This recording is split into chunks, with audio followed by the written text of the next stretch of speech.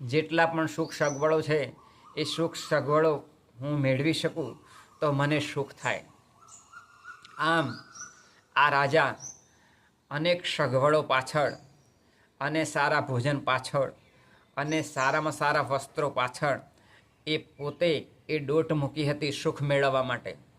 એટલે આ રાજાની જે રાણી હતી એ ખૂબ ચતુર અને હોશિયાર હતી. એટલે એણે વિચાર કર્યો કે હવે સાચું સુખ સામો છે એ સમજાવવા માટે મારે રાજાને એ શીખવવું પડશે. એટલે આ રાણી ખૂબ હોશિયાર હતી. એટલે આ રાણી એક વખત પોતે સ્નાન કરવા માટે એ ગઈ તેવા વખતે તેના ગળાની અંદર હીરાનો હાર એ ખૂબ કિંમતી હતો. એ હાર બહાર કાઢી અને ખીટીએ લટકાવી અને પોતે સ્નાન કરવા માટે ગઈ.